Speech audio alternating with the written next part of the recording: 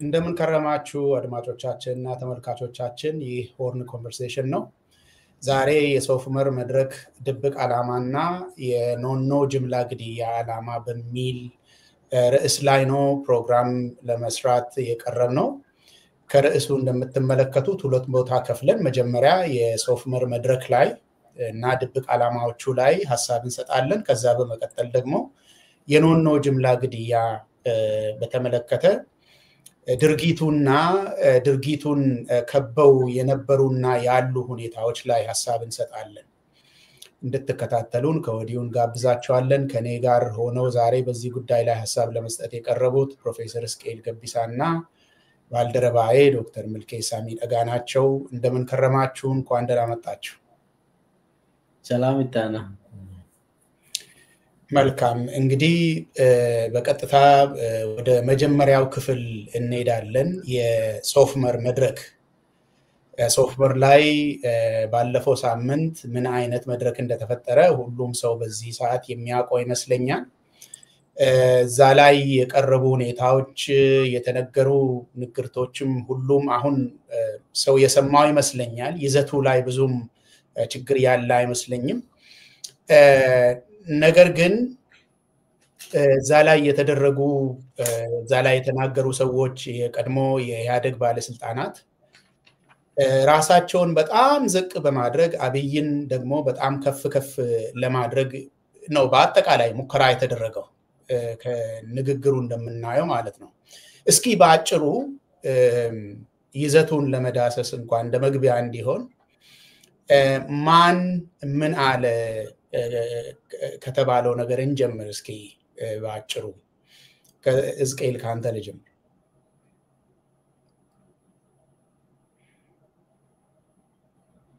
ድምጽ የለም።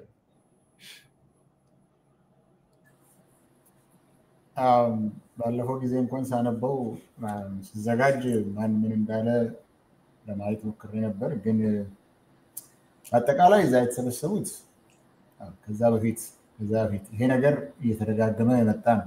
ሶፍ ዑመር ዋሻ ውስጥ ገብተው ዋሻውን አዳራሽ አድርገው ዋሻውን ቢሮ አድርገው ዋሻውን የብልጽግና መስሪያ ቤት ዋና መስሪያ ቤት አድርገው መግባታቸው ካልሆነ በስተቀር ይሄ ብልጭልጭ አንድ መንግስት ሆቴል አሰራው ብለው አንድ መንግስት መዝናኛ አሰራው ብለው ኑና ጎብኙ የሚለው የቆየ ባህል ሆኗል በብልጽግና ፕሬዚደንት ዘንድ። አሁን በተለያየ ቦታ ሲያደርገው ነው የነበረው። ከኔ ጋር የሄዳችሁ ተመልከቱ፣ ያጸዳሁትን ግንብ ተመልከቱ፣ ያጸዳሁትን የጠረኩትን ወንዝ ተመልከቱ የሚለው የቆየ ነው። ደረጃ የሰራሁበትን ተራራ ተመልከቱ።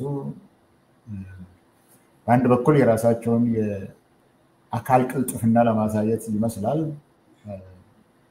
ወደ ተራራ ሲወጡ በሆነ በገመድ የተሰራ ወንዝ ሲሻገሩ፣ ከሁሉ በተለየ ደግሞ ባለቤታቸውንም ይዘው እሳቸው ቻሉ አልቻሉም አይጠየቁም፣ እንደዚሁ አብረው ሳይናገሩ አብረው ሲሄዱ ሲታይ ቆይቷል።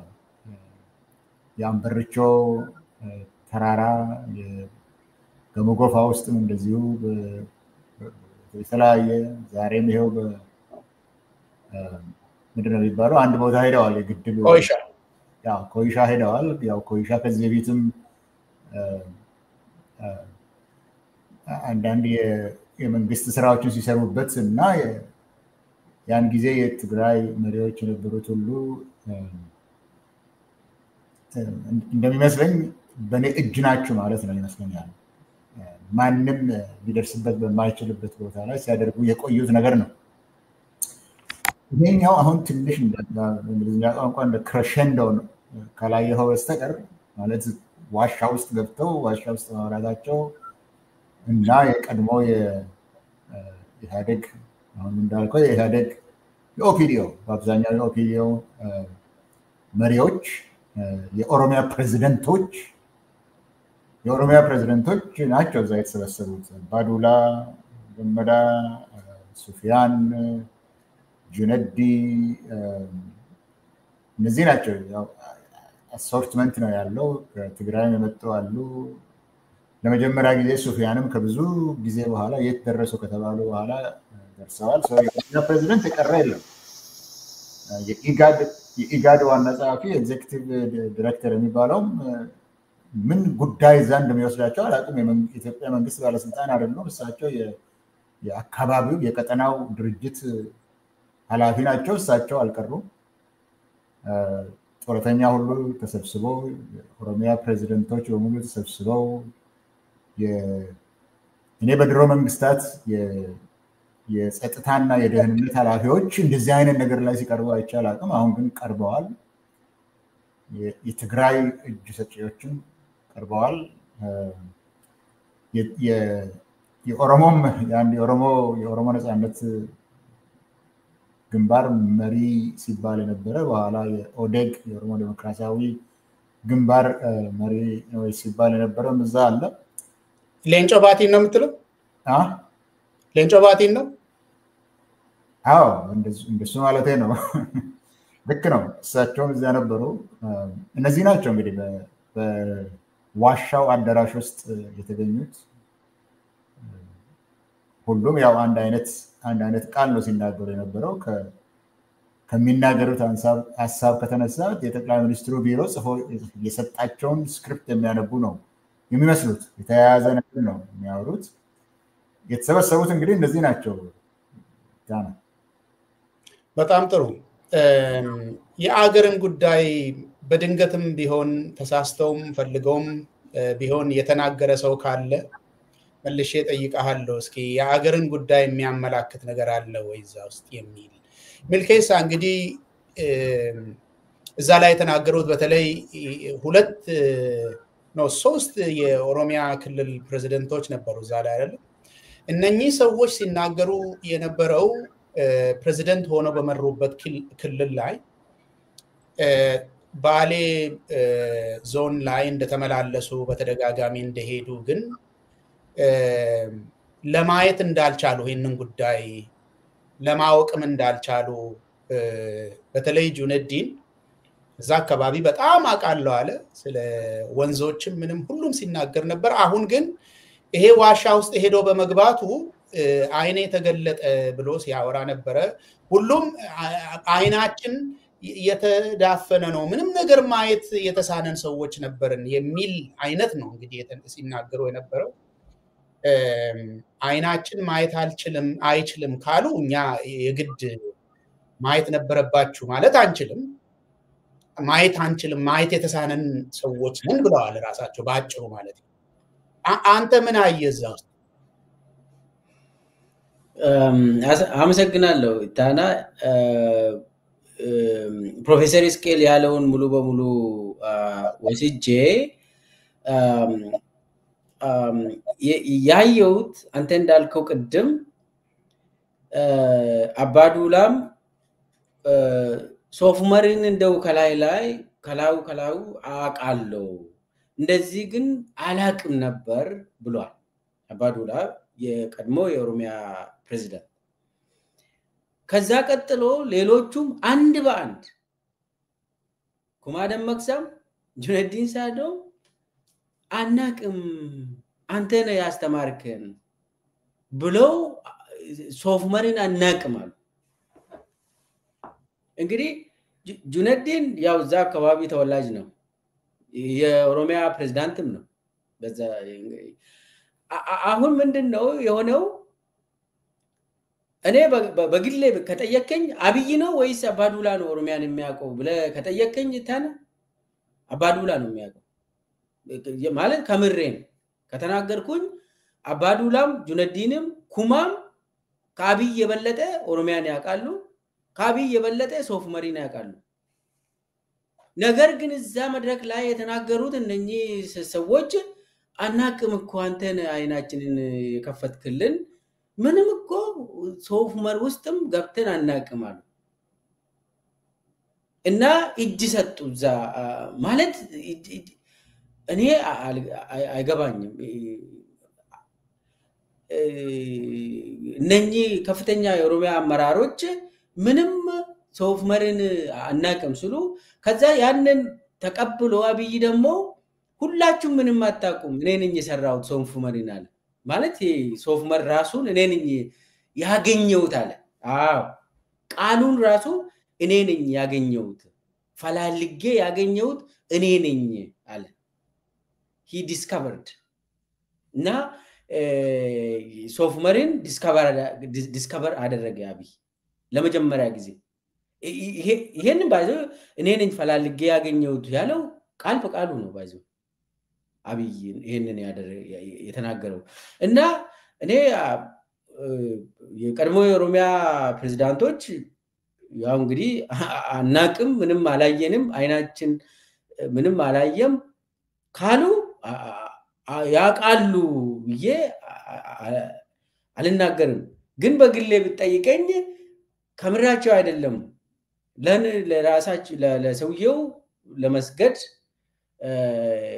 ለመንበርከክ ብሎ የሚናገሩት ነገር ነው እንጂ አብይ ሲጀመር ምንድነው የትኛው ኦሮሚያ አካል ነው የሚያውቀው ምንም አያውቅም እኮ ምንም ነገር አያውቅም ኦሮሚያ ውስጥ ያለው ነገር ግን የቀድሞ የኦሮሚያ ባለስልጣናት ወይ ደግሞ የኦፒዲዮ ዋና ጉምቱ ሰዎች እዛ ተሰብስቦ እንግዲህ ለአብይ እጅ የሰጡበት እንትን ነው ያየውት ሌሎቹ ደግሞ በተለይ የትግራይ አመራሮች ህዋት የቀድሞ ናቸው እንግዲህ አሁን ስምረት ምባልም ስለፈጠሩ ሌላ ታሪክ ነው እሱ እነኚህ ሰዎች ተለጣፊ የብልጽግና ተለጣፊ ሰዎች ሆነዋል ግልጽ ነው እነሱ ደግሞ አንዳንድ ነገሮችን ተናግረዋል እኔ አንድ በአንድ አላነዛም አንድ ላይ ብናደርግ ይሻላል ከዛ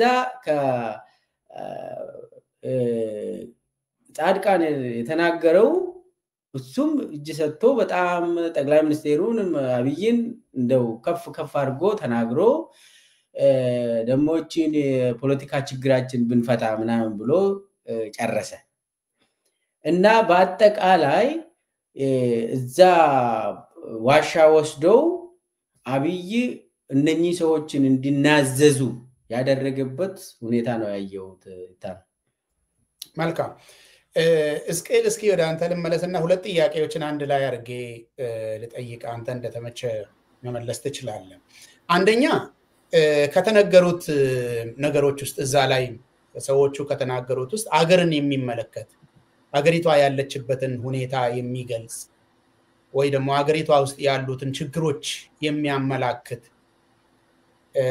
አለ ወይ ባንተ እይታ ብዬ ልጠይቀ ነው አንደኛ ሁለተኛ ምክንያቱም እዛ ላይ የተሰበሰቡት ሰዎች እንግዲህ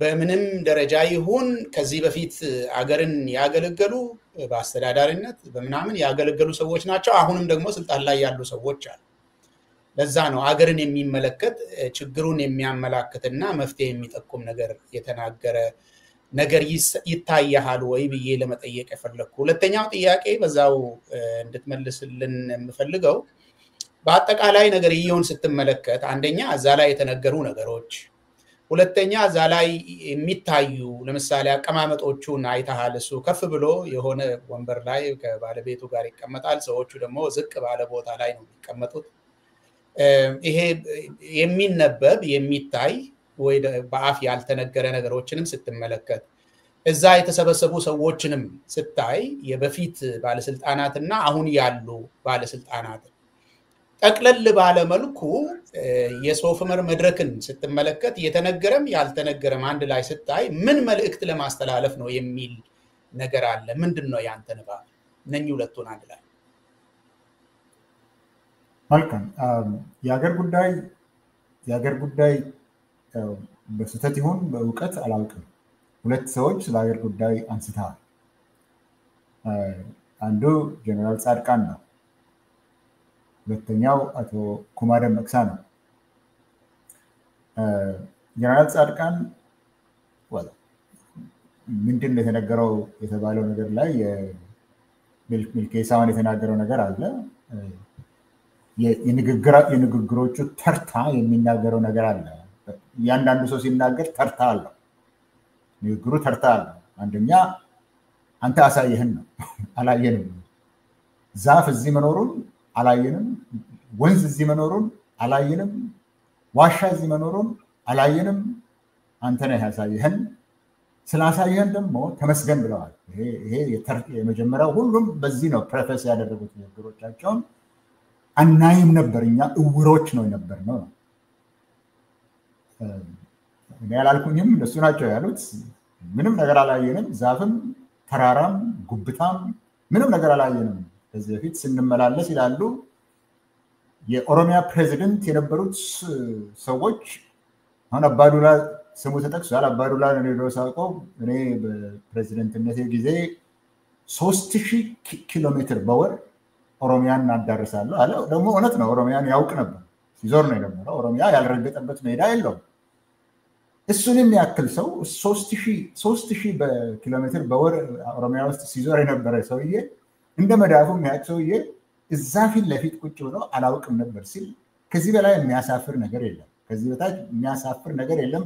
አይኔን የገለጥክልኝ አንተ ነህ ይላል። ይሄ እንግዲህ በሁሉም እያንዳንዳቸው ላይ የምታየው ነው። የመጀመሪያው ተርታ። ሁለተኛው ስለ ቁጭት ነው የሚያወሩት። ማለትም ይሄ ነገር እዚህ ያለ አልተጠቀም ነበርና ስለዚህ ተቆጭተናል። ቁጭት ይሄ ማለት ደግሞ እስካሁን ድረስ ልማት እዚህ ሀገር እንዳይኖር ያደረጉት ካንተ በፊት የነበሩ ሰዎች ናቸው እንጂ አንተ እዚህ ውስጥ የለም። ስላላየን እውር ስለሆን ይቅርታ አድርግልን ማረን ሲሉት ነው የነበረው። ይሄ ለሁለተኛም ጥያቄ መልስ ሊሆን ይችላል። ማረን ነው ሲሉት የነበረው። ሁለተኛ እስካሁን ድረስ ይሄ ሁሉ ብልጽግና መሬት ላይ ያለ ይሄ ሁሉ ጸጋ የደህንነት ሚኒስትር ኃላፊው ነው ይሄንን ያለው ባለ ጸጋው ተትረፍርፎ ያለ ሀገራችን ግን ደሃ ሆነች። ክቡር ጠቅላይ ሚኒስትር ለጠየቁን ጥያቄ ለምን ለማኝ ሆንን ነው አይደል? ዋናው ጥያቄ እሱ ለምን ለማኝ ሆንን? እንቅልፍ ያሳጣኝ ይሄ ነው ያለው። እንቅልፍ አጥቼ ያደርኩት ለምን ለማኝ ሆንን? የሁሉ ጸጋ እንዳለ አንተ አላጠፋህም፣ ያጠፋነው እኛ ነን ነው ያሉት። ለምን ከሱ በፊት በኃላፊነት ሲሰሩ የነበረው ኦሮሚያን ሲመሩ የነበረ የኢኮኖሚ ጉዳዮች ላይ ኃላፊ ሆነው ሲሰሩ የነበሩት ግርማና ሱፊያን እነዚህ ሁሉ እኛ አላየንም። ለዚህ ደሃ የሆነው እኛ አይተን እንዳላየን ስለሆንን እኛ እውሮች ስለነበርን እኛ መስራት የሚገባንን ስላልሰራን ነው ሰው ደሃ የሆነውና አንተ ነፃ ነህ፣ አንተ ነፃ ነህ፣ አንተ ይኸው ለውጥ አሳይተናል ነው ያሉት። እንግዲህ በተርታ ነው። ሌላው በዚህ ላይ ነው እንግዲህ ትንሽ የፖለቲካ መሻሻል የሚል ነገር ጻድቃንና ኩማ ደመቅሳ ተናግረዋል። ተሳስተው ይሁን በእውቀት ይሁን በስህተት ይሁን አላውቅም፣ ቦታው ለዛ የሚመች አይደለም። ያ ሁለተኛው ጥያቄ ነው የሚመለከት ነው። ቦታው ለዛ የሚመች አልነበረም። ነገር ግን ጻድቃንም የፖለቲካ ስርዓታችንን አስተካክለን ችግራችን አልቋል፣ የኢትዮጵያ ችግር አልቋል ማለት አልችልም። ስለዚህ የፖለቲካ ስርዓታችንን ብናስተካክል ይሄንን የተጀመረውን ልማት ልናስቀጥል እንችላለን ብሎ ተናግሯል። ይሄ የብልጽግናን ፕሬዚደንት እንዳላስደሰታቸው ግልጽ ነው። ፊት ለፊት ደግሞ የተናገረው አቶ ኩማ ነው። አቶ ኩማ የተናገረው ይሄንን የጀመርነውን ልማት ልናስቀጥል የምናስቀጥል ከሆነ ይህንን የምንጀምረውን እናስቀጥል ከተባለ የጥይት ተኩስ መቆም አለበት ነው ያለው። ለምንድን ነው ሰው መሳሪያን የሚያነሳው?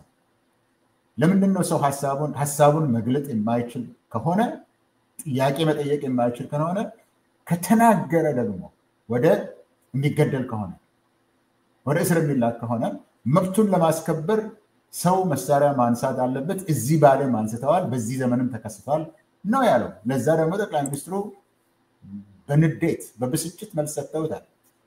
ሰላም ሁልጊዜም የለም ያለ አሁን እዚህ ዛሬ የለም አይደለም ጠቅላይ ሚኒስትሩ የሚሉት ሰላም ዛሬ የለም ለማለት አይደፍሩም፣ ያንን አይደፍሩም። ነገር ግን ሁልጊዜውን የነበረው ላለፈው 100 ዓመት ይሉና አፄ ቴዎድሮስን ይጠቅሳሉ። ማለት 100 ዓመት አይደለም አፄ ቴዎድሮስ ከ100 ዓመት በላይ ነው የነበሩት እና አፄ ቴዎድሮስም አልነበረም አፄ ዮሐንስም አልነበረም ይላል። እነዛ ሁሉ ምን ጊዜ ላይ እንደነበሩ ምንም ሀሳብ ሳይሰጡ ክቡር ጠቅላይ ሚኒስትሩ በኔ ጊዜ የተጀመረ ነገር አይደለም ብለው ለማለፍ ነው የፈለጉት። ስለዛ የተናገረ እንግዲህ ስለዚህ የተናገረ ይታና ስለ ሰላም መታጣት የተናገረ ስለ ፖለቲካ መሻሻል የተናገረ ይሄ የሀገር ጉዳይ ነው ተብሎ ከተጠቀሰ እነዚህ ሁለቱ በጨረፍታ ነክተውት አልፈዋል። አቶ ኩማ ግን ጠቃቅሶታል። ለዛም መልስ ይመስላል ዛሬ ደግሞ በሌላ ሚዲያ ላይ ወጥቶ በሰሜን ላይ ሲፎክር ነው የዋለው። ተቆጥተውታል መሰለኝ። ትርፍ ተናግረሃል ብለው ገደብ አልፈሃል ተብሏል መሰለኝ። ሁለተኛው የአቀማመጡና የድባቡ ሁኔታ አንደኛው ነገር ሰዎቹ ራሳቸው ናቸው። ሰዎቹ ራሳቸው አቀማመጡ በፊትም ሰዎቹ ማን ነው እዛ የተገኘው ካልክ አብዛኞቹ ጡረተኞች ናቸው። የትናንት ሰዎች ናቸው። በመንግስት ስራ ላይ ያሉ አይደሉም አብዛኞቹ። ሌላው ከኢትዮጵያ መንግስት ጋር የተያያዘ ስራ ያለው አይደለም። አይ ቲንክ የቅድም ስሙን የጠቀስከውም አሁን ስራ ላይ ያለ አይመስለኝም። ወደ ዋሽንግተን ልከሃለሁ ብሎ ነገር ግን ዋሽንግተን ደግሞ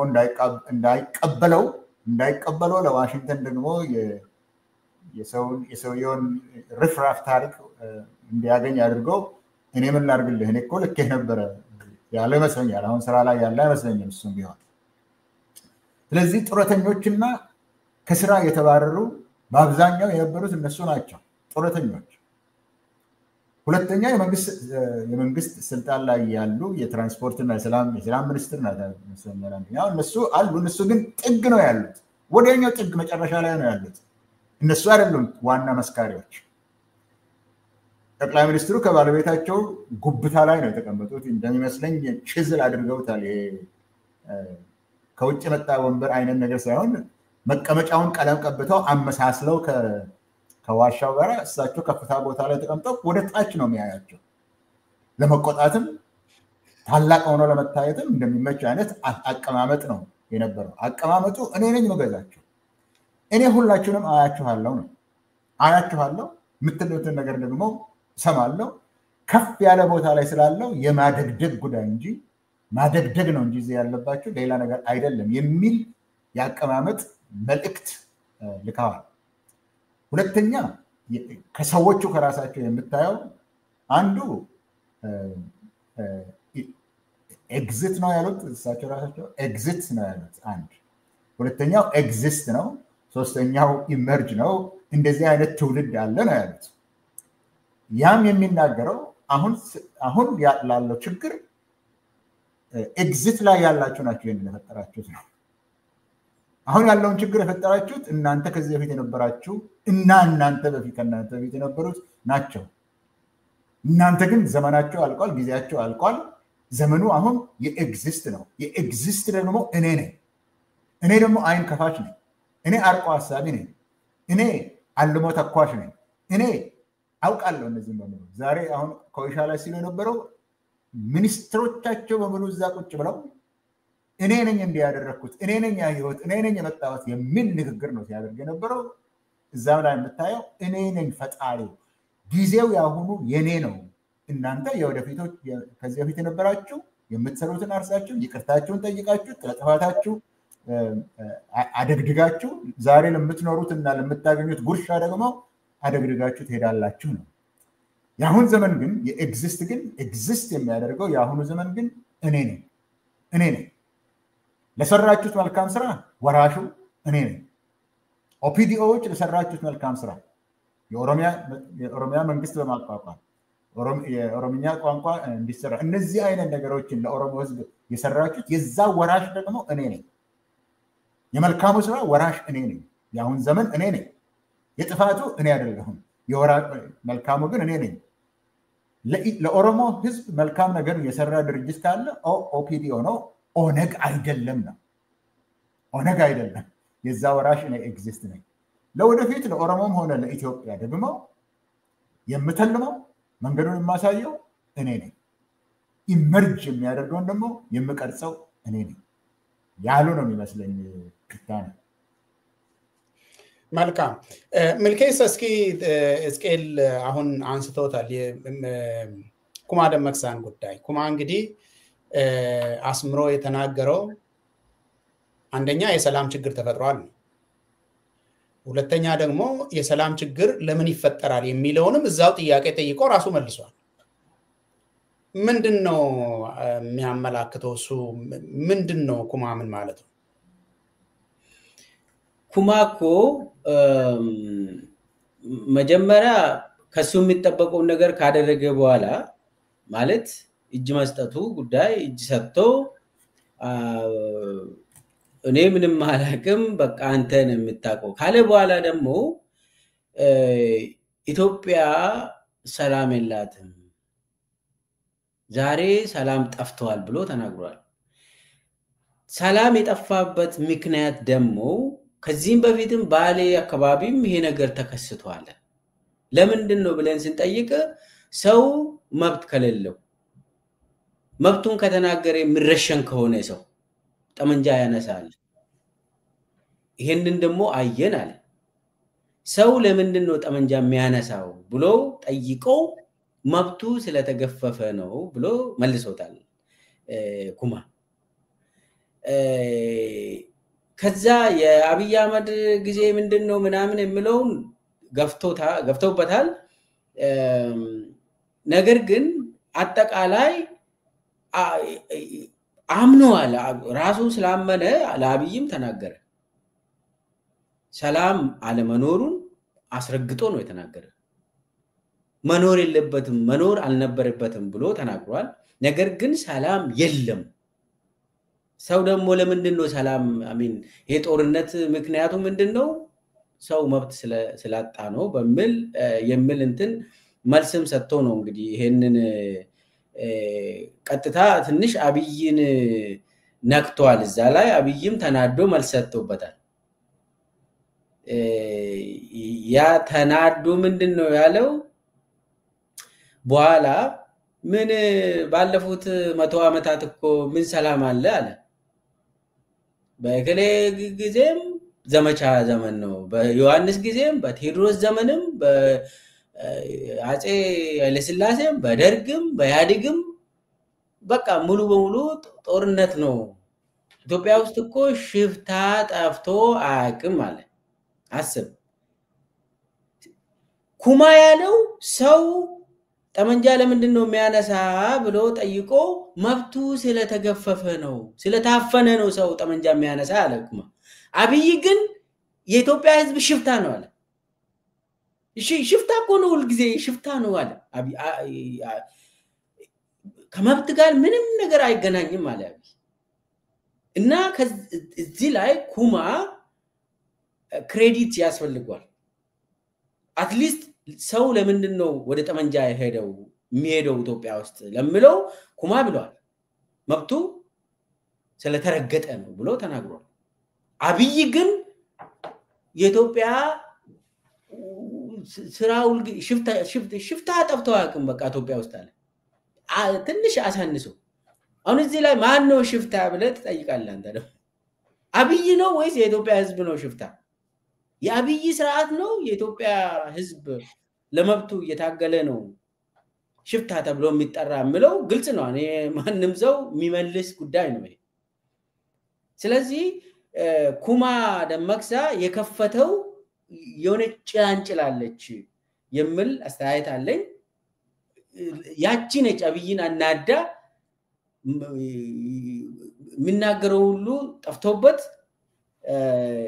ሽፍታ ምን ጢስዮ 100 ዓመት ከለ ያለ ብዙ ዘበራርቋል በዛ እንትን። ቀጥሎ ደግሞ ይሄ ነገር ዋናው ይሄ መድረክ እንግዲህ አብይ ነው የሚመራ መድረኩን። መድረክ አወያዩ አብይ ነው። የተሰበሰቡ ደግሞ ቅድም ያወራናቸው ሰዎች ናቸው። አወያይ ሆኖ ቀረበ። ለምንድነው ደሃ ይሆን ነው ብሎ እንዳውም 3 ቀን እዛ ዋሻ ውስጥ ካደርን በኋላ ተኝቼ ሳስብ እንደው ለምንድነው ደሃ ይሆን ነው ኢትዮጵያ ለምንድነው ደሃ የሆነችው የሚለው ጥያቄ እንቅልፌን ተናነሳኝና እቺን እንደምንወያይ ነው ብዬ ነው እቺ መድረክ ያዘጋጀሁት አለ። አወያይ ሆኖ ቀረበ ከላይ ወደ ታች። እንግዲህ እሱ ፊት ለፊት ሆኖ ምን ኦሬዲ የተበተነ የሆነ ነገር አለ የሆነ ጽሁፍ ነገር ይኖራል ብዬ ገምታለሁ ለምን የሚናገሩት ቅድም እስቄልም እንዳለ አንተም እንደጨመርከው ተመሳሳይ ነገር ነው የሚናገሩት ስለዚህ አሁን ዋናው ነገር ግን የኢትዮጵያ ለምን ደሃ ሆነች ሳይሆን ይሄ እሱ አጀንዳው አይደለም የአብይ አጀንዳም አይደለም የመድረኩም አጀንዳ አይደለም አብይ ግን እቺን ቃል ተጠቅሟል ኢትዮጵያ ለምንድን ነው ደሃ የሆነችው እኛ እዚህ ዋሻ ውስጥ እንደዚህ አይነት ውስጥ ቁጭ ብለን እንደዚህ ሪሶርስ ያለን ብሎ እሱ ያወራው እዛ ውስጥ አሁን ኢትዮጵያ ለምን ደሃ ሆነች ተብሎ ከተጠየቀ ዋና ምክንያቶቹን ትደረድርና መዋያ ነጥብ ይሆናል ግን እዛ መድረክ ላይ ተነገረው ምንም አይነት ከኢትዮጵያ ደህንነት ጋር የሚገናኝ ነገር አይደለም ሌላ ነገር ነው ውይይቱ አላማ ወደ አጠቃላይ ውይይቱ አላማ ከሄድኩኝ እኔ ሁለት ነገር ነው የታየኝ አንደኛ በዛን ሰሞን ያው ሰሞኑ በሰሜን በተለይ ደግሞ በአማራ ክልል የአብይ ሰራዊት ተሸንፏል አብይ በጣም ፍራቻ ውስጥ ገብቷል ኦሮሚያ ውስጥ የኦኤልኤ እንቅስቃሴ በጣም ስጋት ውስጥ አስገብቷል አብይ የፋኖ ግስገሳም በጣም አብይን ስጋት ውስጥ አስገብቷል ትግራይ ቲዲኤፍ ዳግም ያው ተደራጅቷል አብይ ይሄዳሉ ያለም የፎከረም እናያለን እና ስፈልጉ ደግሞ የአሰብ ምናምን የሚባል ፕሮፓጋንዳ አላቸውና አብይ እሱን ይሄዳሉ አይሄዱም እዚህ አናወራም ዋናው ግን ኢትዮጵያ ውስጥ ያለውን ነገር ብናወራ ይሻላል ትግራይ ጉዳይ አለ የአማራ ጉዳይ አለ የኦሮሚያ ጉዳይ እዚህ አካባቢ አብይ በጣም ፈርቷል አብይ ሁሉ ጊዜ ሲፈራ የሆነ ጫካ ውስጥ ገብቶ ፎቶ ይነሳና አጀንዳ እንዲሆን ይፈልጋል ሁሉ ጊዜ ሲፈራ የሆነ ሁሉ ጊዜ ጭንቀት ውስጥ ሲገባ የሆነ ቦታ ሄዶ አጀንዳ ይፈጥራል አብይ አንዱ ፈርቷል አብይ ስለፈራ ሹማምንቶችን የቀድሞ ሰዎችን አመራሮችን ሰብሰብ አድርጎ ለመታየት ሞከረ አጀንዳውን ለማስቀየር ከውስጡ ፍራቻውን ለማውጣት ሳይኮፓት በሽተኛም ስለሆነ እንደዛ አይነት ካላደረገ በስተቀር ችግር ውስጥ ይገባል አብይ ሁሉ ጊዜ እንደዚህ ያደርጋል ስለዚህ አንዱ ዋናው ስሜቱን ለመቆጣጠር ያቺን መድረክ ፈጥሯል በተለይ ደግሞ በትጥቅ ትግል አብይ ተሸንፏል ኦልሞስት እየተሸነፈ ነው እያየን ነው በፖለቲካም እየተሸነፈ ነው ስለዚህ ያንን ለመደበቅ ነው አንዱ ዋናው የሶፍመር መድረክ ድብቅ አላማ ብዬኔ የሚወስደው አብይ የሆነ እቺን ፍራቻውን ሽንፈቱን ለመደበቅ ይሄንን ሰርቷል ሁለተኛ ደግሞ በተለይ የቀድሞ የኦህዴድ አመራሮችና የቀድሞ የህዋት አመራሮችን ሰብስቦ ነው ሄደው አንደኛ ኦህዴድን የበተነው አብይ ነው ኦህዴድ ማለት የነ አባዱላ ኢንስቲትዩሽን የነ ኩማ ደመቅሳ ኢንስቲትዩሽን የነ ጁነዲን ሳዶ ጁነዲን በኋላ ገብቶበታል እነኚህ የቀድሞ የኦህዴድ ባለስልጣናት ኦህዴድን እንዴት እንደሚያዩ እኔ አውቃለሁ በጣም እንደ ልጃቸው ነው የሚያዩት ያንን የገደለ ሰው ነው እንግዲህ ልጃቸውን ተቋማቸውን የበተነ ሰው ዳግም እነሱን ሰብስቦ እነሱን ራሱ እኮ ማየት አይፈልግም ባይዘው እነኚህ ሹማምንቶችን ማየት አይፈልግም ሲፈልግ ብቻ ነው ወደ ካሜራ ጠርቶ የሆነ ነገር የሚያሰራ አሁን ሰብስቦ እጅ ስጡ አላቸው እጅ ስጦች ብቻም ሳይሆን መልእክቱ ምንድነው ይሄው የቀድሞ ቪዲዮ ሰዎችም ከኔ ጋር ናቸው ይሄው እጅ ሰጥቷል የሚል መልእክት አንደኛ ለማዋቅሩ በተለይ ደግሞ አብይ በመዋቅሩ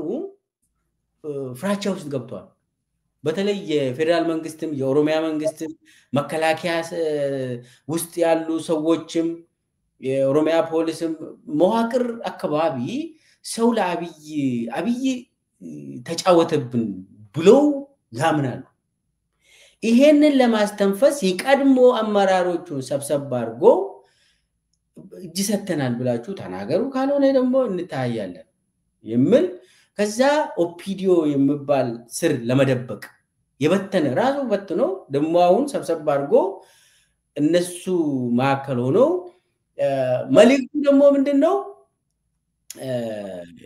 አሁን አብይ የሚያራምዱት የሰሜን ፖለቲካ የሚባል አለ የሰሜን ፖለቲካ የሚባል እና አብይ የሚያራምዱት በተለይ በአማራ ክልል አብይ እየተሸነፈ በመሆኑ በትግራይ ክልልም ዳግም አብይ እዛ አካባቢ ይነሳል የሚባል አይታሰብም በኦሮሚያ ክልልም እየተዘረረ ነው ስለዚህ አሁን ምንድነው አብይ ያደረገ ያለው ኦኤልኤን ወደ ሰሜን ወስዷል መሰለኝ አሁን በአሁኑ እንትን ስሌት የኦሮሞ ነፃነት ሰራዊት ሰሜን ኃይል ሆኗል መሰለኝ በአሁኑ በአብይ ስሌት አሁን አብይ በነኚ የኦዴዶችን ይዞ ኦሮሞንም ይዣለው ኦሮሞን ከኔ ጋር ነው እነኚ ሰዎችም ከኔ ጋር ናቸው ይሄው እጅ ሰጥቷል የሚል መልእክት ለተቀናቃኞቹ ለማስተላለፍ የሞከረበት ግን ደግሞ ያልተሳካ ሙከራ ነው ብዬ ወስዳለሁ ይታነ ጥሩ መልከይሳ እንግዲህ የኩማን ንግግር በተመለከተ የብልጽግና ሚዲያዎች ይሄ ተቀጣሪዎቹ ይሄ ዩቲዩብ ላይ ቁጭ ብለው የሚያወሩት በጣም ደክመዋል እሱን ለመከላከል በነገራችን ላይ በጣም እየደከሙ ነው እሱ እንደዚህ ማለት አይደለም የፈለገው ብለው በሱ ቦታ ሆነው ብዙ ያብራሩ ነው ትርጉሙ እንግዲህ ግልጽ ነው እነሱን ቀጥሮ የሚያሰራው አብይ ስለሆነ በጣም ያስጨነቀው ጉዳይ ነው ማለት ነው እኔ በዚህ በኩል ጥያቄ የሚሆንብኝ ከዚህ በፊት አብይ ራሱ ያንዷን ደቂቃ ያየ ይሄን አውጡልኝ ይሄን እንዲያርጉልኝ ብሎ ቪዲዮ የሚለቅ ሰውዬ ነው አሁን ለሌላ ሰው ዴሌጌት አድርጎት እንደሆነ ግልጽ አይደለምና ኩማ የአገርን ችግር ተናግሯል አውቆም ይሁን አምልጦትም ይሁን ተናግሯል ያ ደግሞ አብይ ደምስሮቹ እስኪወጣጣ ድረስ በጣም አናዶታል በጣም ተናዷል እስኪ መልከይሳ ቀድሞ አንስቷል የዓላማን ጉዳይ እስቄል ቅድም ምን መልእክት ለማስተላለፍ ነው ይሄ ሰውዬ ይሄንን የሰራው የሚል ነገር ጠይቄ ነበር ዓላማውን ደግሞ ከሱ ባለፈ እሱ ማስተላለፍ ከፈለገው መልእክት ባለፈ ዓላማው ምንድነው ብለ ታስባለህ በዚህ ጊዜ አሁን አገሪቷ ውስጥ የኢኮኖሚ ድቀት በታየበት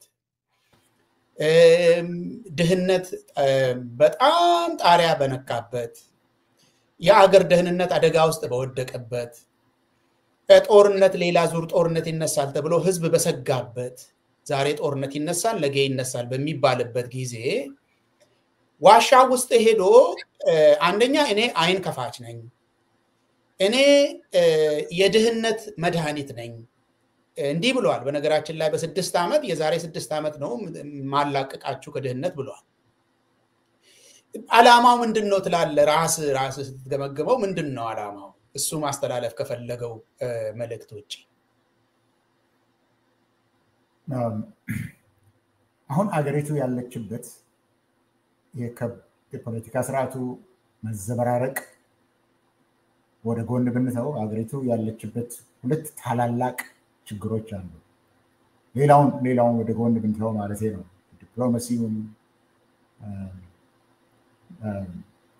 የፖለቲካው መዘበራረቅ የህዝብ ችግር እነሱን ሁሉ ወደ ጎን ብንተው ሁለት መሰረታዊ ችግሮች አሉ አንዱን ወልዶ የጸጥታና የኢኮኖሚ አንዱን የሚወልደውና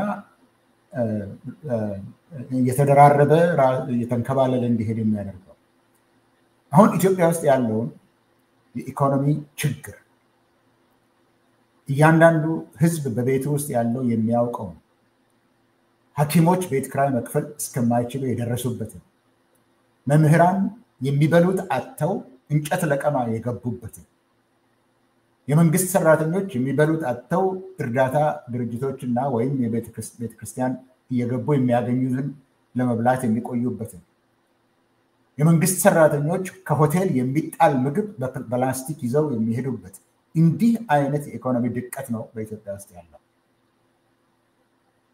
ይሄ አዲስ አበባ አካባቢ ምናልባት የተሻለ ገቢ አለ፣ የተሻለ አቅርቦትም አለ በምትልበት አካባቢ ያለው አሁን የነገርኩት ነው። ህዝብ ለማኝ የሆነበት ነው። ራሳቸው ምንድነው ለማኝ ያደረገው ብለው ይጠይቃሉ። ግን ህዝብ የመንግስት ሰራተኛ የምትለው መምህራን፣ ሐኪሞች እነዚህ ሁሉ ለማኝ የሆኑበት ነው። አዲስ አበባ ከተማ ውስጥ ሰው መንገድ ላይ ቆሞ ነው የሚጠብቅ ልብሱን ለብሰው እንዳይለምን ፈርተው እንዳይተወው ፈርተው በዚህ መካከል ነው ያለው፣ በፍርሃትና በፍርሃት መካከል ሰው የኢኮኖሚው ድቀት ረሃብ የበዛበት እነሱ እንኳን ምስክሮች ናቸው ለኛ። ዓለም እኮ መስክሯል ብለው አይደለም መናገር የሚወደው የብልጽግና ፕሬዚደንቱ በየጊዜው ዓለም እኮ መስክሯል እናንተ ናቸው የማታውቁት የሚለው ነገር ራሱ የዓለም መስካሪዎች እንደ ዓለም ባንክ አይነቶቹ ኢትዮጵያ ውስጥ በየዓመቱ የድህነት ደረጃው ከፍ እያለ ነው የመጣው። እነሱ በመጡበት ጊዜ የድህነት መለኪያው እስከ 26 27 ድረስ ወርዶ የነበረው ዛሬ 43 ደረጃ ድረስ ወጥቷል። የድሃ ቁጥር በቁጥር ብቻ ካሰላኸው እስከ 70 ሚሊዮን ያክል የኢትዮጵያ ህዝብ ድሃ ተብሎ ተፈርጇል። ይሄ አለ። ስለዚህ የኢኮኖሚ ችግር አለ። ይሄንን የወለደው ደግሞ አትሄዱበት፣ አትንኩት፣ ምንም የፖለቲካ ችግር ቢሆን እንደዚሁ ሊፈታ ይችላል ባሉበት ጊዜ ራሳቸውን ጋብዘው ትልቁን ጦርነት በትግራይ ውስጥ ሲጀምሩና በሌሎች ቦታዎች ያሉትን ጦርነቶችን ሲያፋፍሙ ነው። በሌለበት አገር ምንም ገቢው ብዙ ባልሆነበት አገር በድህነቷ የታወቀች በረሃቧ የታወቀች አገር ውስጥ በዛ ላይ ከፍተኛ ዋጋ የሚያስወጣ ጦርነት ጀመሩ። ጦርነቱ እስከ $70 ቢሊዮን ድረስ አውድሟል በኢትዮጵያ ውስጥ። እስከ $30 ቢሊዮን ድረስ ለመሳሪያ ግዢና ለጦርነቱ ክፍያ ሲባል እስከ $30 ቢሊዮን ድረስ ወጥቶበታል በኢትዮጵያ ላይ። አሁንም ደግሞ አልቀረም። እንደ ቴሌኮሙኒኬሽን ያሉትን ሸጦ እንደ ኢትዮጵያ ቴሌኮሙኒኬሽን ያንን ቀጥታ ደግሞ ድሮን ምናምን ይገዛበታል። በነገራችን ላይ እኔ ከሳፋሪኮም ሰዎች የሰማሁት ነገር አለ በዚህ ላይ የተሸጠው በ850 ቢሊዮን አይደለም እንደተባለው፣ የተሸጠው በ1 ትሪሊዮን ነው። 150 ለሱ ነው ገቢ የሆነው። 150 ይቅርታ 1 ቢሊዮን ትሪሊዮን አይደለም፣ 1 ቢሊዮን 850 ሚሊዮን አይደለም። ይሄንን ላስተካክል። 150 ሚሊዮኑ ለሱ ነው የተሰጠው። ይሄን ለማለት የጠቀስኩት ለምንድን ነው? ሙስናው ደግሞ እንደዚህ የመንግስትን ገንዘብ የሚያጠፉት በማይረባ ነገር ላይ የሚያወጡት ገንዘብ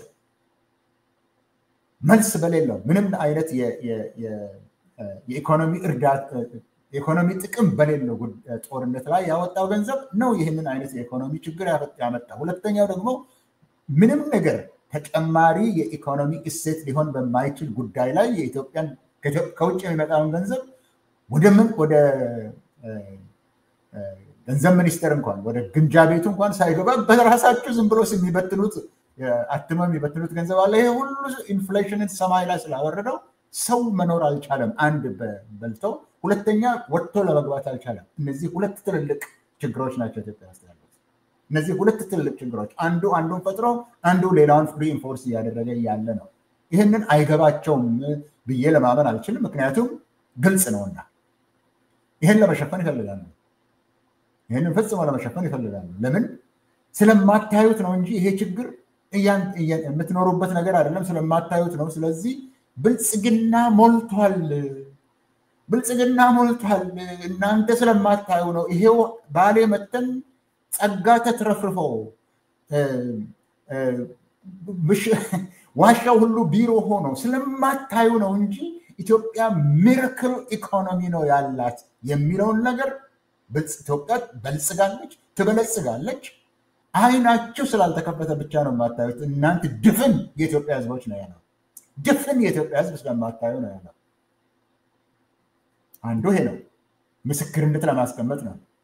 እየበለጸግን ነው እንበለጽጋለን እናበለጽጋለን ኢትዮጵያን ከብልጽግና ጎዳና ሊመልሳት የሚችል የለም ይሄ እናንተ የምታወሩት ኑሮ ተወደደብኝ መምህራኑ እንደዚህ ያለው የሚሉት በሙሉ የፌስቡክ ጉዳይ ነው ሌላ አንዱ ይሄ ነው አንዱ ትልቁ ነገር ብልጽግና ሞልቷል የኢኮኖሚ ችግር ብላችሁ የምታወሩት ስለማታውቁ ሀገር እንዴት እንደሚያልቅ ስለማታውቁ ነው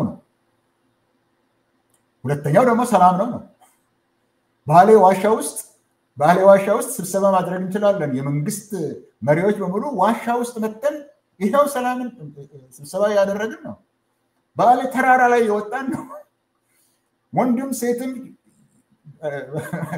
የሳቸውን ቋንቋ እንድጠቀም ተፈቀዳችሁልኝ ለመቃብር እንኳን የደረሳችሁ ነው አይደለም ያሉት የራሳቸውን ሰው ለመቃብር የደረሳችሁትን ጥረተኞች እንኳን ሰብስቤ ይሄው አመጣለሁ ሻሽታችሁ ልታመጡ ማትችሉት ከወንበዴዎች ልትሸሹ ማትችሉትን ይሻው አምጥቻችኋለሁ ስለዚህ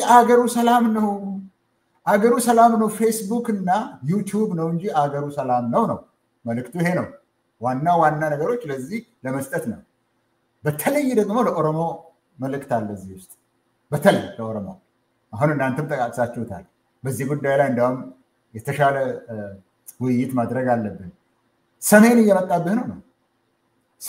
እየመጣብህ ነው ሰሜን የሚሉት ደግሞ ኤርትራ ትግራይና አማራ እየመጣብህ ነው ሰሜናውያን እየመጡብህ ነው እኔ ግን ለኦሮሞ ነው መሰራው አታየው እንደ ከኔ ጋር ያሉትን ሁለት ከትግራይ የመጡ ምርኮኞችና ዋና ምርኮኛ ተቀባዮች እነዚህ ናቸው ነገሩ ተለዋውጠው እነዛን የማረኳቸው እና አባዱላን የማረኳቸው ሰዎች ዛሬ ምርኮኞች ሆነው እዛ ተቀመጡ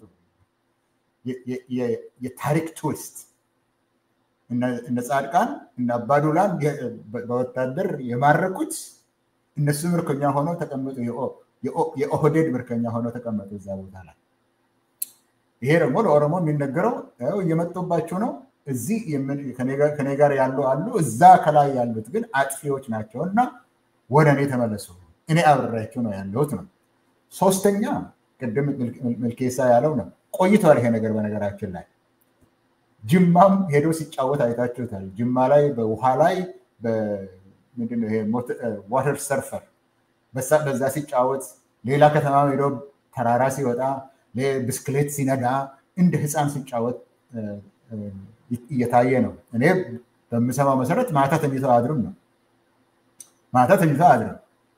ግቢ ውስጥ ሲዞር ነው የሚያደርገው ተኝቶ ማደር አይችልም ስለዚህ የጠባቂው አለ እዛ ላይ ከድሮም ጀምሮ ጠባቂ ነበረ እሱንም ራሱን አንድ ጊዜ አባሮ ወደ አረብ ሀገር ልኮ በሆቴል ውስጥ አስሮ አቆይተው አሁን ዋና የራሱ ጠባቂ አድርጎ ያስቀምጠው ሰው አለ እሱ ነው አደራጅተው እንዲህ አይነት ነገሮችን አደራጅተው ለቀቅ እንዲያደርገው ሰዎች ካንተ ጋር አሉ እነዚህ ካንተ ጋር አሉ አንተ ደግሞ ትንሽ ተጫወት ብለው ወደዛ እየወሰደው ነው ለጨዋታ ነው የሚሄደው ትንሽ ከችግሩ እንቅልፍ ማጣቱ ነፃ ለመውጣት ነው ወደዛ የሚሄደው ምናልባት ችግሩን ያስረሳዋል ተብሎ ነው ይታነ